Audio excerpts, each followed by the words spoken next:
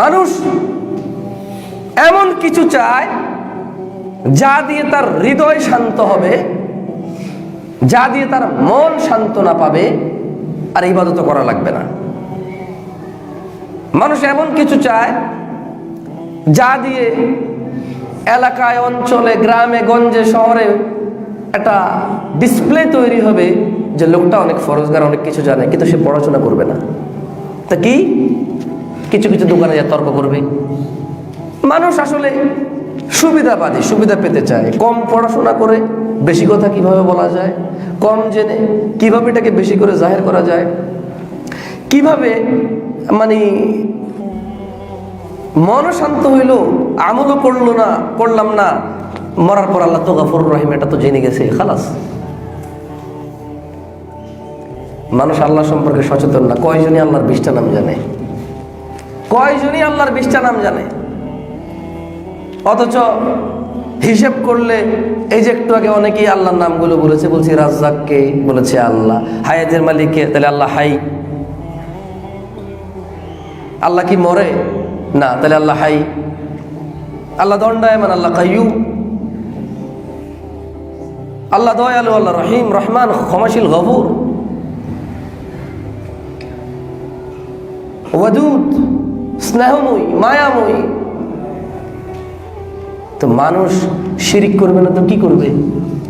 আর মানুষ যেখানে শিরিককে ইবাদত মনে করে ফেলেছে, মানুষ সেখানে কি করবে? আর সে তো শিরিক করে না, সে করে ইবাদত। পতিতালয়ের মহিলার মতো হয়ে গেছে মানুষ। পতিতালয়ের মহিলাকে যদি বলা হয় আপনি কেন এখানে পতিতালয়ে, বলবে যে কি করব, সবই এই পেটের জ্বালা। বলবে কি করব, সবই এই পেটের জ্বালা। তো এটা তো হারাম, এটা তো হারাম। বলবো যে হারাম হালাল দিয়ে কি করবো রে ভাই, পেটের জ্বালা, কেউ তো কাজকর্ম দেয় না, ছোটবেলা নিয়ে আসছে, এই সে কত বাহানা তাল বাহানা করবে। তো সেখানে যেখানে হারামকে মানুষ মনে করে পেটের জ্বালা করা যায়, তো শিরিক করবে না কি করবে মানুষ? মানুষ তো এই মসজিদটাকে ইনকমপ্লিট মনে করে। মানুষ মনে করে এই মসজিদই একমাত্র জায়গা না। মানুষ মনে করে যে এই মসজিদ, এখানে এসে চাইলে আল্লাহ সবকিছু দিবে না, এখানে ছাড়া অন্য কিছু থাকতে হবে। যেমন শর্টকাট, আরো ছোট সাইজ, আরো একটু রঙিন, আরো একটু ফুল, আর একটু চাদর, আরো একটু উঁচু, আরো একটু গান বাজনার ব্যবস্থা, একটু আতর লবণের ব্যবস্থা, মহিলা পুরুষের অবাধ মেলামেশার ব্যবস্থা, একটু খাওয়া দাওয়ার ফ্রি ব্যবস্থা থাকতে হবে মানুষের। বললাম না, মানুষের সুবিধা অনুযায়ী ইবাদত চয়েস করে।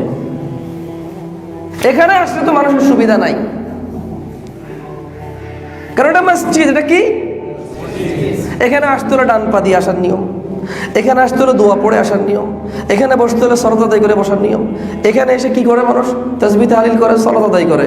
তো এই সালাত আদায় এবং তাসবিহ তাহলিল আপনি বুকে হাত বাঁধা নিয়ে না ঝামেলা লাগে, আমিন বলা নিয়ে না ঝামেলা লাগে, ফজরের নামাজের রাকাত নিয়ে তো কারো ঝামেলা নাই, জোহরের রাকাত নিয়ে তো কারো ঝামেলা নাই, রুকু একটা সিজদা দুটা নিয়ে তো কারো ঝামেলা নাই, 4 রাকাতে 2 বৈঠক, 3 রাকাতে 2 বৈঠক, 2 রাকাতে 1 বৈঠক, কারো ঝামেলা আছে? আল্লাহু আকবার বলে শুরু করে, এতে একটু ঝামেলা আছে, কারণ নাও আয়তন দিয়ে অনেকে শুরু করে, এটা বিতর্ক আছে। কিন্তু সালাম ফেরানোর ক্ষেত্রে কিন্তু নামাজ শেষ হয় আসসালামু আলাইকুম ওয়া রাহমাতুল্লাহ, পুরো পৃথিবীতে এর চেয়ে বিপরীত কিছু আছে? তাহলে মসজিদ তো, এখানে তোমার মন মানি হবে না, এখানে একটা নিয়ম আছে। কি আছে? আপনি এই মসজিদ থেকে অন্য মসজিদে যান, তর্ক সামান্য কিছু, খুবই সামান্য। কারো আমিন শোনা যায়, কারো শোনা যায় না, কারো হাত নাভির উপরে, কারো হাত নাভির নিচে, কেউ সালাম ফিরিয়ে ক্লোজ করে দেয়, কেউ সালাম ফেরানোর পরে মুনাজাত দেয়, কেউ আল্লাহু আকবার দিয়ে স্টার্ট করে, কেউ আল্লাহু আকবার আগে মুসাল্লাত দোয়া পড়ে। 4টা-5টা ডিফারেন্স। কয়টা? আরেকটা ডিফারেন্ট পাওয়া যায়, কেউ মসজিদকে সালাতের জন্য নির্ধারণ করেছে, যেহেতু আল্লাহ বলছে ওয়ান্নাল মাসাজিদা লিল্লাহি ফালা তাদউ মা আল্লাহি আহাদা। এটা মানুষ, আমি খেয়াল করে দেখেছি বাংলাদেশে যত মসজিদ আছে, এবারে গম্বুজ সাদা হোক, নীল হোক, কালা হোক, ভিতরে যে ইমামই থাকুক, যে ধরনের পাগড়ি থাকুক, সর্বোচ্চ 6টা কনফিউশন। কয়টা কনফিউশন?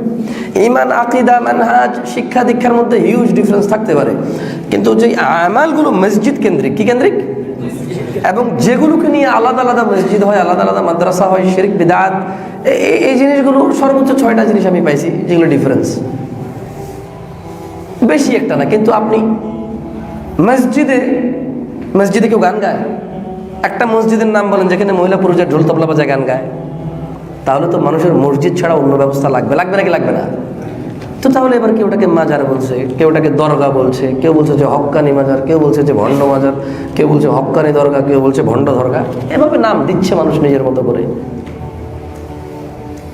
এভাবে মানুষ নাম দিচ্ছে নিজের মতো করে। এই যেখানে আমার ভাই ব্রাদাররা আসছে সবাই এলাকার মানুষ, ওনারা রাগ করবে যদি ওনাদেরকে বলা হয় ওটা শিরিক ওটা শিরিক।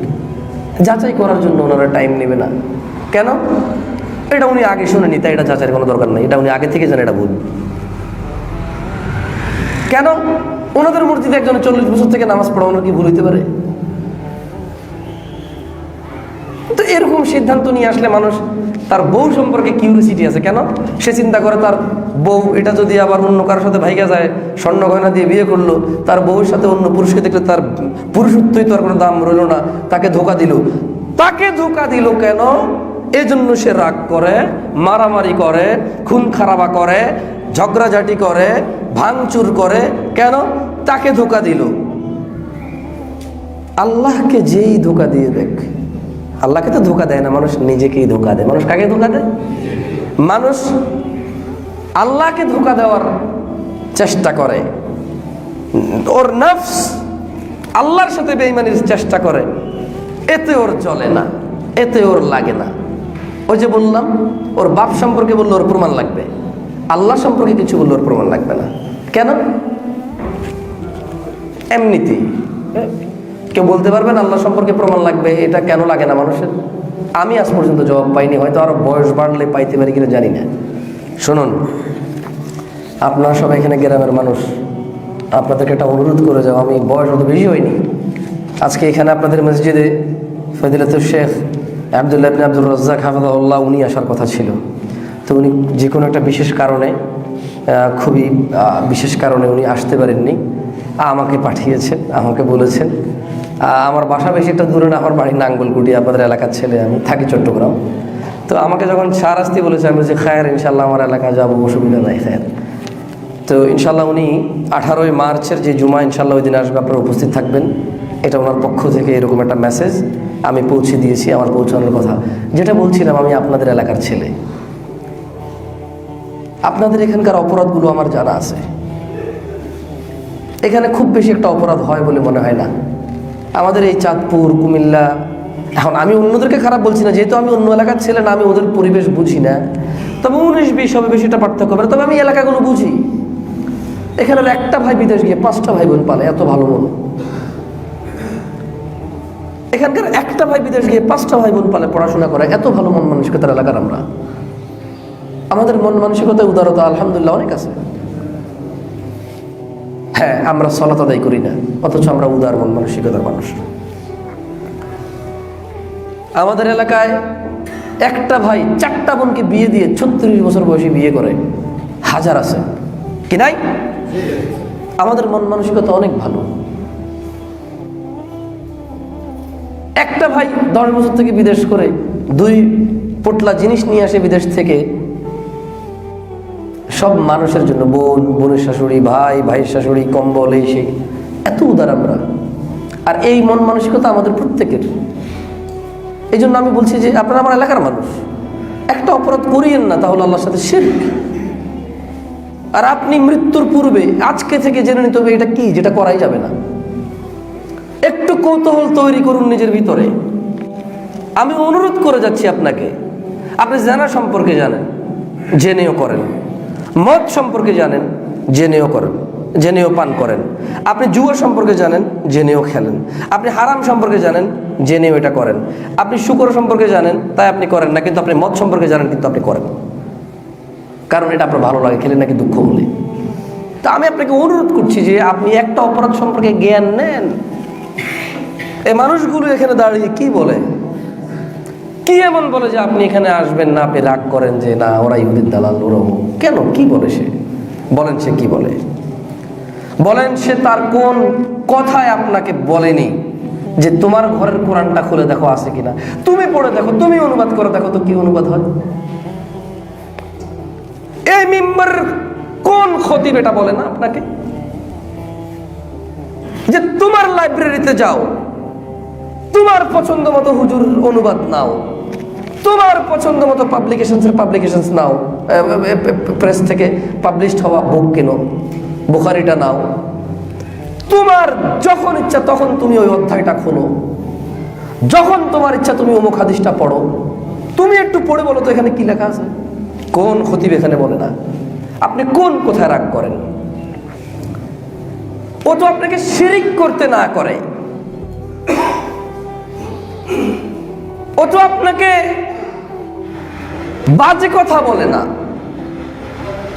ও আপনাকে বিদআত করতে না বলে। আপনি খেপতেছেন কেন ভাই? আপনি এত উদার মনের মানুষ যে নিজের জীবন নষ্ট করে দিলেন পুরো ফ্যামিলির জন্য। আজকে ছোট ভাই ডাক্তার, এর বড়টা ব্যবসায়ী।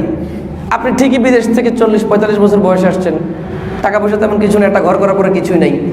ছোট ভাই আপনার টাকায় ডাক্তার হয়েছে, ছোট ভাই আপনার টাকায় ব্যবসায়ী হয়েছে। আপনি যখন ইনকাম করছেন সব টাকা ঘরে লাগছে, ছোট ভাই বড় ভাই, ছোট বোন বড় বোন সবার লাগছে। কিন্তু ছোট ভাই যখন ব্যবসায়ী হয়েছে, ছোট ভাইয়ের টাকা দিয়ে ছোট ভাই শুধু নিজের জন্য জমি কিনে আপনি পান 9 ভাগ। আপনি তো এত উদার, কিন্তু আপনি কারো কাছে কোনোদিন বলেননি এটা।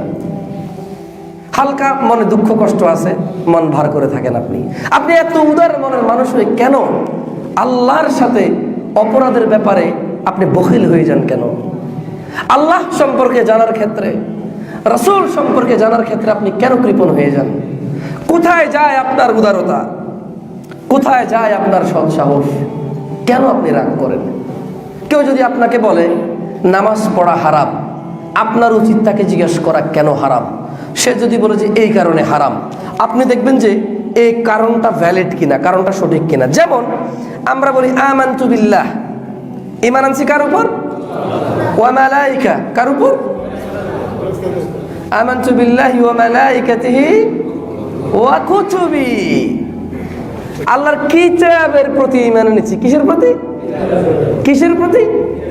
তো লোকটা যদি বলে, আমি একটা উদাহরণ দিচ্ছি, যে ফজরের নামাজ 2 রাকাত না 3 রাকাত, সে যদি কোরআনের কথা বলে, আমি এটা কেন বলছি, রিজন আছে। 3 রাকাত ফজরের নামাজ কেউ আগে শুনছেন? আমাদের বর্তমান সমাজে বহু এমন জিনিস আছে যেটা ফজরের নামাজ কি 2 রাকাত না 3 রাকাত? কয় রাকাত? কিন্তু বহু এমন জিনিস আছে যেটা 3 রাকাত বলে চলে আসছে, 2 রাকাত সঠিকটা বললে বলে যে নতুন শুনি নেই আগে। তো এই জন্য এভাবে উদাহরণটা দিচ্ছি, উল্টাভাবে নিয়েন না। তো সে যদি কিতাবুল্লাহ থেকে দেখায়, আপনি তো বলেছেন যে ওয়া কুতুবি, আল্লাহর কিতাবের প্রতি কি আনছেন, তাহলে কি আপত্তি থাকার কথা? তো আপনাকে যদি কেউ বলে যে আপনি যে আমলটা করছেন সে আমলটা হাদিসে নাই, কিসে নাই, আপনি রাগ কেন করেন? আপনার প্রথম কাজ হচ্ছে তাকে দেখিয়ে দেওয়া, এই দেখো হাদিস। এবার সে যদি আপনাকে বলে দেখো এটা দুর্বল হাদিস, আপনি কেন বলবেন যে হাদিস তো হাদিসে দুর্বল আর সবল? কি বলিয়েন না, আপনি বলেন যে এটা দুর্বল কেন। সে যদি আপনাকে বলে যে দেখো এই হাদিসটা যদি সঠিক হয়, এই বুখারী, মুসলিম, তিরমিজি, আবু দাউদ, মুসনাদ আহমেদ, বাইহাকি, এই দেখো মুওয়াত্তা মালিক, এখানে প্রায় 4-5টা হাদিসের বিরুদ্ধে এই হাদিসটা। মনে রাখবেন, প্রত্যেকটা জাল হাদিস, প্রত্যেকটা দুর্বল হাদিস সঠিক হাদিসের বিরুদ্ধে চলে যায়। আমি আপনাকে বলে গেলাম, যেমন শবে বরাত নিয়ে কেউ কি মাইন্ড করবেন? রাগ করিয়েন না, এলাকার হোলায় কিনলে দড়ি দুগা লাগাই দিন যায় খালি বেললি না। সত্যি অন্তরের ভালোবাসা থেকে কথাগুলো বলতেছি। একটা জাল জিনিস, একটা দুর্বল জিনিস সঠিক কয়েকটা জিনিসের বিরুদ্ধে চলে যায়।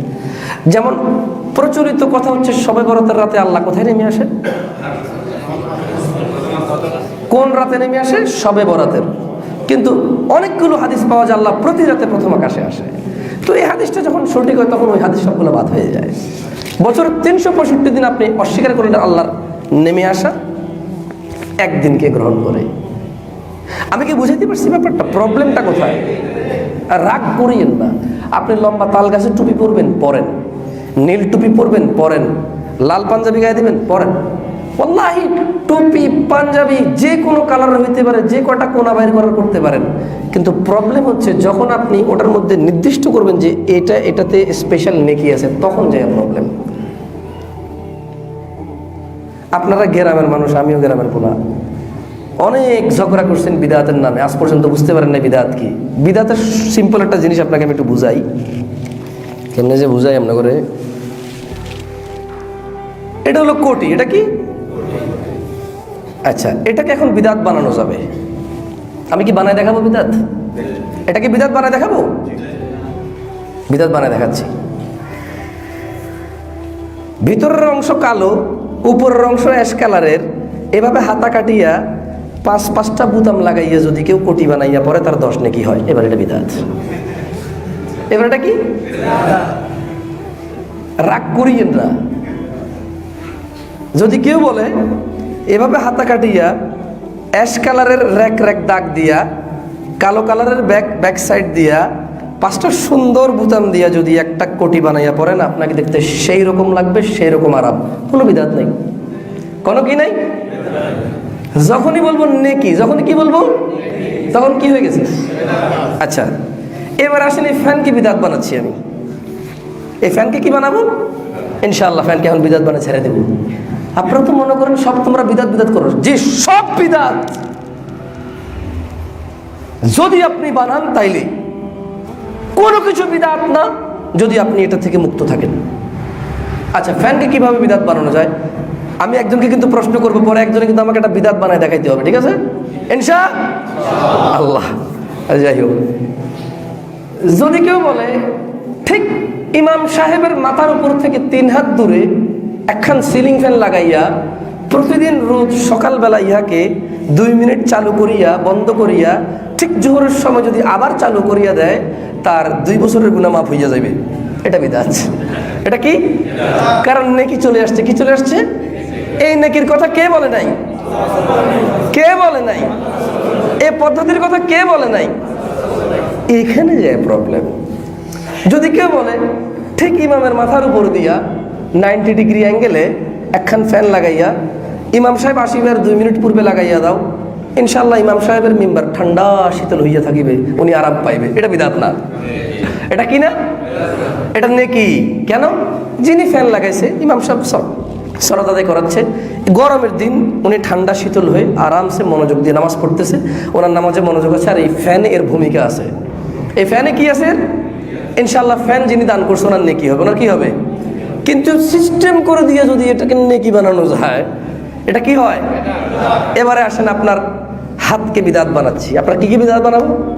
আচ্ছা, যখন আপনি বলবেন ডান হাতকে ঠিক দুপুর বেলা এভাবে হাত উপরে উঠাইয়া নিচে নামাইয়া, উপরে উঠাইয়া নিচে নামাইয়া 3 বার আস্তাগফিরুল্লাহ, 3 বার সুবহানাল্লাহ, 3 বার আল্লাহু আকবার, লা ইলাহা ইল্লাল্লাহ 10 বার, এরপর ডান দিকে এভাবে হাত, বাম দিকে এভাবে হাত দিয়ে যদি সোজা উপরের দিকে তাকাইয়া আশহাদু আল্লা ইলাহা ইল্লাল্লাহ ওয়া আশহাদু আন্না মুহাম্মাদান আবদুহু ওয়া রাসূলুহু পড়া যায়, তার 30 বছরের গুনাহ মাফ। এটা বিদআত। এটা কি? অথচ ওযু করে আশহাদু আল্লা ইলাহা ইল্লাল্লাহ ওয়া আশহাদু আন্না পড়লে আল্লাহ জান্নাতের কয়টা দরজা খোলে? এটা হাদিস। এটা কি? আর দেখেন, আস্তাগফিরুল্লাহ পড়ছে, সুবহানাল্লাহ পড়ছে, আলহামদুলিল্লাহ পড়ছে, লা ইলাহা ইল্লাল্লাহ পড়ছে, পৃথিবীর সর্বোত্তম জিকির লা ইলাহা ইল্লাল্লাহ ওটাও পড়ছে, কিন্তু শুধু ওই যে বলছে ডান হাতকে এমনি দিয়া ঠিক দুপুরবেলা উপরের দিকে তাকাইয়া, এই পদ্ধতি দিয়ে যখন এইভাবে গণনা করে নিয়ে আসলো, এটা কি হলো? আপনাদের খারাপ লাগতেছে? রাগ করিয়েন না। এখানে মিম্বরে যখন দাঁড়াইয়া ইমাম সাহেব বলে যে সালাম ফেরানোর পরে সম্মিলিত, কি মিলিত? আবার বলেন, কি মিলিত? রাগ করিয়েন না চাচা, রাগ করতেছেন কেন আপনি? আপনি না বলেন মুনাজাত কি খারাপ জিনিস? এটা তো আপনি বলেন, আমরা তো বলিনি মুনাজাত খারাপ। আমরা বলেছি আপনি যে পদ্ধতি চালু করেছেন, স্টাবলিশ করেছেন, অনিবার্য অবধারিত করেছেন, আল্লাহ নবী এটা দেয়নি, আপনি চাপাচ্ছেন কেন আমার উপর? বেশ, আপনি রাগ করছেন। আমরা বলেছি ইন্নাল্লাহা ওয়া মালাইকাতাহু ইউসাল্লুনা আলান নবী, আয়াত নাজিল হলো, সাহাবারা বলল ইয়া রাসূলুল্লাহ কিভাবে দুরূদ পড়ব? আল্লাহ নবী শিখিয়ে দিলেন দুরূদ ইব্রাহিম। আপনি বললেন যে মসজিদে আসতে হবে কারো ছেলে বিদেশ গেলে, কারো ঘরে বাচ্চা হলে, কারো চাকরি হলে, কারো ভালো কিছু হইলে, খারাপ কিছু হইলেও ভালো কিছু হইলেও মিলাদ কিন্তু কমন। খারাপের জন্য, খারাপ হলে দুঃখে পড়াবে, ভালো হলে সুখে পড়াবে। আপনি মসজিদে এসে কবিতা পড়লেন, কবিতা পড়ার নিয়ম করলেন কি? একটা পর্যায়ে এসে দাঁড়িয়ে যেতে হবে। কবিতা পড়ার নিয়ম করলেন কি? ওই যে আমি বললাম ডান দিকে হাত বাম দিকে হাত এভাবে দাঁড়াইয়া সেম একটা নিয়ম করলেন যে মসজিদে আসতে হবে, একজনে গাইবে, সবাই শুনবে, মধ্যখানে সবাই সুর মিলাবে, একটা পর্যায়ে এসে উঠে যাবে, এভাবে হাত দিয়ে এভাবে নিচে দিয়ে ঢুলু ঢুলু এভাবে পড়বে, একটা পর্যায়ে এসে আবার বসে যাবে, এরপরে 3 বার সূরা ইখলাস। এগুলো তো ভালো, এগুলো কোরআনের কারিমে আয়াত। 3 বার সূরা ইখলাস পড়লে 1 কোরআনের নাকি, কয় কোরআনের নাকি? কিন্তু ওই যে একটা সিস্টেমের মধ্যে নিয়ে আসছেন, এই পদ্ধতির কারণে আমরা বলেছি যে আল্লাহর নবী এইরকম কোনো সিস্টেম দিয়ে যায়নি, আপনি কেন চাপাচ্ছেন? আপনি কেন? কেউ যদি আপনাকে বলে 1 রাকাতে সিজদা 3টা, আপনি মেনে নেবেন? ভাই আমি আপনাকে বলি ইমাম সাহেব, অহংকার করিয়েন না। অহংকার আপনাকে ধ্বংসের দিকে নিয়ে যাবে। এই জনসমুদ্রের জনস্রোতে ভেসে যায়েন না, নিজেকে ভাসিয়ে দিয়েন না, এটা জঘন্যতম অপরাধ। কেউ যদি আপনাকে 1 রাকাতে 3টা সিজদা বলে, আপনি কি মেনে নেবেন? আমি প্রশ্ন করতে চাই, কেন মানবেন না? নো, আমি প্রশ্ন করতে চাই ইমাম সাহেব, কাকুতি মিনতি করে বলতে চাই, চাচা তাল গাছের টুপি পরেছেন, নিজেকে ভান্ডারি বলে পরিচয় দেন, চরমনাই বলে পরিচয় দেন, আট্রসি বলে পরিচয় দেন, আপনি নিজেকে আরও অনেক আছে, আমি নাম জানি না, যেহেতু সৌদি আরবে বড় হয়েছি, এমনি এলাকায় যা কয়টা দেখছি। আমি কি একবারও বলছি আপনাকে এগুলো খারাপ বলছি?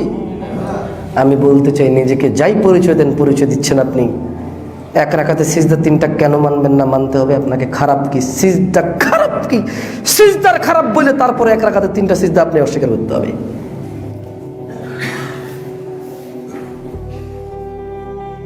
এক রাকাতে সিজদা কেন মানবেন না? যেই কারণে 1 রাকাতে 3টা সিজদা মানবেন না, ঠিক সেই কারণে যত কিছু চালু আছে নেকির নামে, ধর্মের নামে, মানবেন না। আমি মনে বুঝাইতে পারিনি, কেন অহংকার করছেন? অহংকারটা কিসের, কোথায়? আফালা ইয়াতাদাব্বারুনাল কুরআন, আপনারা কি কোরআন নিয়ে গবেষণা করেন না? এই প্রশ্ন আল্লাহ করেছে, আপনার রব,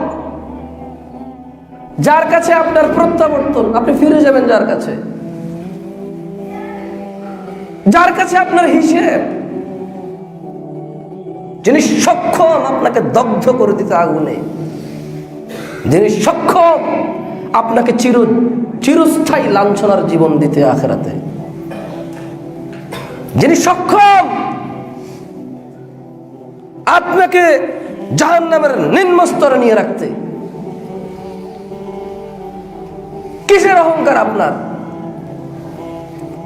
ওই আল্লাহকে ভয় পান, যে আল্লাহ যদি আপনাকে আশ্রয় না দেয়, ওনার বিপক্ষে কেউ আপনাকে আশ্রয় দিতে পারবে না। ইউবাসসিরুনহুম ইয়াওয়াদ্দুল মুজরিমু লাউ ইফতাদি মিন আযাবি ইয়াওমিযিন বিবানি। আপনি সেদিন দেখবেন অপরাধী তার অপরাধ থেকে দায় মুক্ত হওয়ার জন্য মুক্তিপণ হিসেবে দিবি তার সন্তানকে, আল্লাহ সন্তান নিয়ে যাও, আমার বাঁচাও।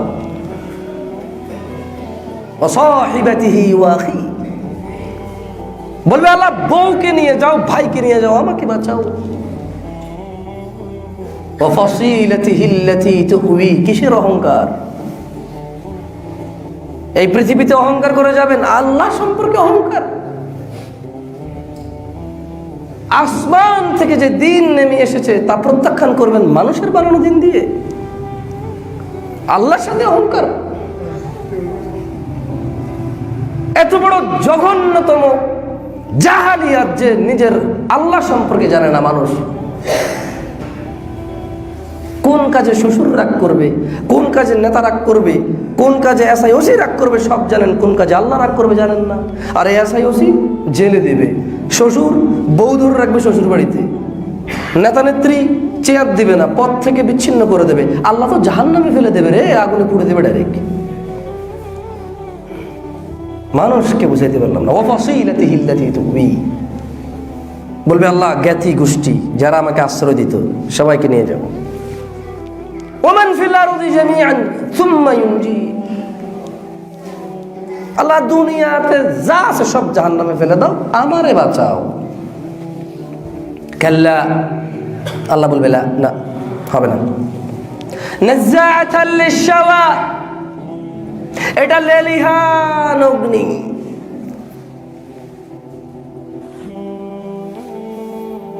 এটা কি? লেলিহান। নাযাআতাল লিশাওয়া, যা চামড়া খসে দেবে, মাথার চামড়া খসে দেবে, এরকম আগুন এটা এরকম আগুন। তাদউ মান আদবারা ওয়া তাওয়াল্লা, অহংকার করা যাবে না আল্লাহর সাথে, কারো সাথে অহংকার করা যাবে না, সত্যকে প্রত্যাখ্যান করা যাবে না অহংকারের বলীভূত হয়ে। কেন? তাদউ মান আদবারা ওয়া তাওয়াল্লা, এই জাহান্নাম ডাকবে, জাহান্নাম ডেকে ডেকে নিয়ে এসে ঢুকাই দেবে ভিতরে। কাকে? তাদউ, জাহান্নাম ডাকবে। আদবারা, জাহান্নাম ডাকবে ওই প্রত্যেক মানুষকে যে সত্য থেকে বিমুখ থাকে, যে সত্যকে প্রত্যাখ্যান করে, যে অহংকার করে সত্যের সাথে, তাকে ডেকে ডেকে জাহান্নাম নিজে ঢুকাই দেবে। পৃথিবীর সবচেয়ে বড় অপরাধ সম্পর্কে আপনি জ্ঞান রাখেন না। চুরি সম্পর্কে জানেন, জানা সম্পর্কে জানেন, ডাকাতি সম্পর্কে জানেন, মিথ্যা সম্পর্কে জানেন, অশ্লীলতা সম্পর্কে জানেন, পৃথিবীর সবচেয়ে বড় অপরাধটা সম্পর্কে আজ পর্যন্ত শিখেননি। বলেন এখানে মারামারি লাগে কি ঘুষি দেয়? এখানে যদি মারামারি লাগে, দুটো যুবক ঘুষি দেয়, কিল দেয়, চাইপা ধরে, চুল চাইপা ধরে, ঠোঁট ফাটায়, নাক ফাটায়, লাথি দেয়, নাকি যেই লাগে যে সে কোপাকুপি করে, এরকম করে কেউ? কেন? মানুষ জানে যে ওরে ঘুষি দিলে দাঁত ভাঙবে, না রক্ত বাইর হবে, কোপ দিলে কল্লা কেটে মরে যাবে, মার্ডার কেসের কি হয়ে যাবো? আফসোস যুবক, আফসোস মুরব্বী, আপনাদেরকে বলি বড় আফসোস। ওয়াল্লাহি এর চেয়ে তার আফসোস কিছু নাই। এখানে বাংলাদেশে প্রতিনিয়ত মারামারি হয়, সবাই জানে কোথায় মারতে হবে, কোথায় মারতে হবে না, কি দিয়ে মারামারি করতে হবে, কি দিয়ে মারামারি করা লাগবে না। অথচ মানুষ দুনিয়ার সমস্ত অপরাধ সম্পর্কে জ্ঞান রাখছে। ওই মার্ডার কেস, যেটা মানে মানুষকে এই পৃথিবীতে একজন মানুষ হত্যা করলে তার ফাঁসি হওয়া চাই, ঠিক না?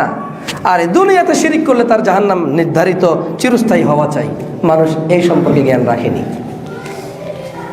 দুটা ঘুষি দিলে কি বিচার হয় না? একজন যদি দুটা ঘুষি দেয়, বিচার হয় নাকি হয় না? হয়। লাথি দিছে, কোমর ভাঙা ফেলছে, হুন্ডা দিয়ে লাগাই দিছে, রিক্সা দিয়ে মাইরা দিছে, এরপরে যাইয়া ঢিল মেরা ওর গ্লাস ভাঙা ফেলছে, বিচার হয় নাকি হয় না? জেলখানে দিয়ে দেয়, জেলখানে দিয়ে দেয়, ফাঁসি দিয়ে দেয়।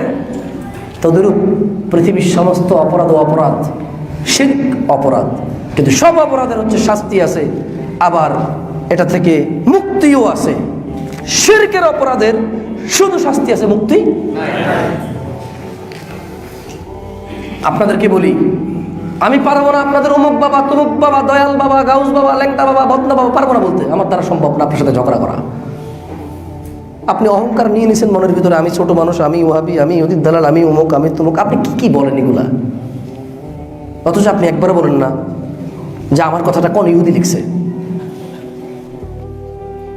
আমি রফিয়ে দান করি, আপনি আমাকে ইহুদির দালাল বলেন, কিন্তু আপনি বলেন না ইহুদি কোন ইহুদি লেখা লিখছে। আমি আমিন বলি, শুনে আপনি আমাকে ইহুদির দালাল বলেন, অথচ আপনি আজ পর্যন্ত বলেননি কোন ইহুদি লেখা লিখছে, যার যে ইহুদির কথা আমি বলতেছি।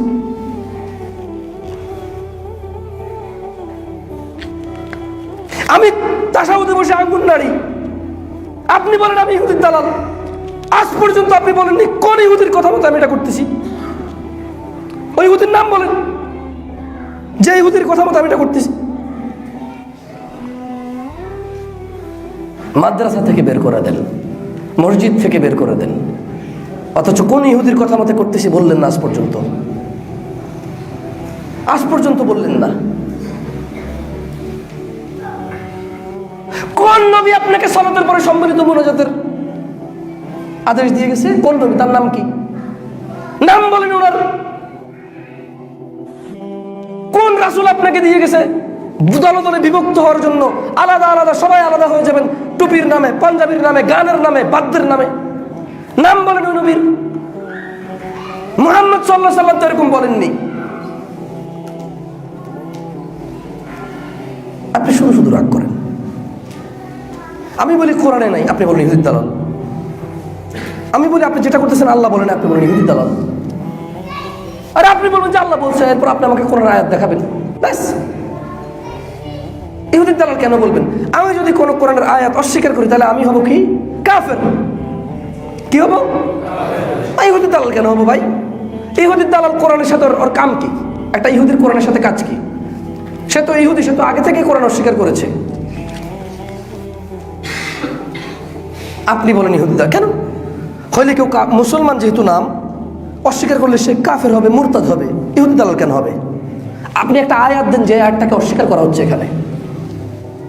বরঞ্চ এমন হাজার আয়াত আছে, হাজার হাদিস আছে যেগুলো সম্পর্কে আমরা আপনাদেরকে বলেছি, আপনারা ভ্রুক্ষেপ করেননি। আল্লাহর এরকম হাজার আয়াত আছে যেগুলো সম্পর্কে বললে আপনি কখনো কানে নেননি। কেন? ওই আয়াতটা আপনার বাবার কথার সাথে মেলে না, ওই আয়াত আপনার দাদার কথার সাথে মেলে না, ওই আয়াত আপনার গোষ্ঠীর কথার সাথে মেলে না, ওই আয়াত আপনার প্রচলিত চালিত জিনিসের সাথে মেলে না, ওই আয়াত আপনি কখনো শোনেন নাই, ওই আয়াত আপনি কখনো পড়েন নাই, এই জন্য আপনি কখনো এটাকে গুরুত্বই দেননি। ওই হাজার আয়াত আছে, এমন হাজার আয়াত আছে। শুনুন দিনী ভাইয়েরা, অত্র এলাকার মুসল্লি এবং উপস্থিত যারা এই এলাকার গ্রামবাসী আছেন, অনুরোধ করে বলছি, ওয়াইদ ক্বালা লুকমানু লিইবনিহি ওয়া হুয়া ইয়াইযুহু ইয়া বুনাইয়া লা তুশরিক বিল্লাহ ইন্নাশ শিরকা লাযুলমুন আযীম। একজন নবী তার ছেলেকে অনুরোধ করছে, রিকোয়েস্ট করছে, উপদেশ দিচ্ছে, বুঝাচ্ছে, সুন্দর করে গুরুত্ব দিচ্ছে, একটা ব্যাপার সম্পর্কে সতর্ক করছে, একটা ব্যাপার সম্পর্কে মহা জ্ঞান দিচ্ছে, একটা সম্পদ দিয়ে যাচ্ছে, একটা সিক্রেট দিয়ে যাচ্ছে, একটা কিছু দিয়ে যাচ্ছে, একটা প্যাকেজ দিয়ে যাচ্ছে। একজন নবী তার সন্তানকে কি প্যাকেজ দিয়েছে, কি নসিহত করেছে, কি ওই জিনিস দিয়ে গেছে, কি সিক্রেট দিয়ে গেছে, কি আদেশ করে গেছে, আপনি শুনবেন। শুনলে আপনি অবাক হবেন যে এই জিনিস আপনি আজ পর্যন্ত নিজের সন্তানের জন্য চিন্তাই করেননি। কেন চিন্তা করেননি? কারণ আপনার কাছে এর কোনো দাম নাই। অথচ একজন নবী, একজন লোকমান হাকিম বলছেন যে, আর স্মরণ করো যখন লোকমান উপদেশ দিতে গিয়ে তার পুত্রকে বলেছিল, হে আমার প্রিয় ছেলে, হে আমার প্রিয় ছেলে, আল্লাহর সাথে কোনোদিনও কারো সাথে অংশীদারিত্ব শিরিক করবা না। কেন? মনে রাখবা তোমাকে একটা সিক্রেট বলে যাই, মনে রাখবা তোমাকে একটা উপদেশ দিয়ে যাই, মনে রাখবা তোমাকে একটা আদেশ দিয়ে যাই, মনে রাখবা তোমাকে একটা মহাসত্য বলে যাই, ইন্নাশ শিরকা লাযুলমুন আযীম। নিশ্চয়ই আল্লাহর সাথে কাউকে অংশীদারিত্ব করা, আল্লাহর সাথে কাউকে সমপরিমাণ করা, আল্লাহর সাথে কারো পার্থক্য করা, আল্লাহর সাথে কারো তুলনা করা লাযুলমুন আযীম, পৃথিবীর বড় অন্যায়।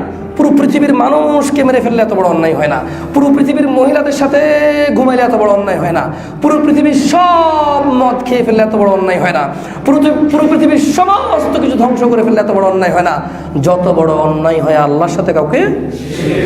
কেন? ইন্নাশ শিরকা লাযুলমুন আযীম।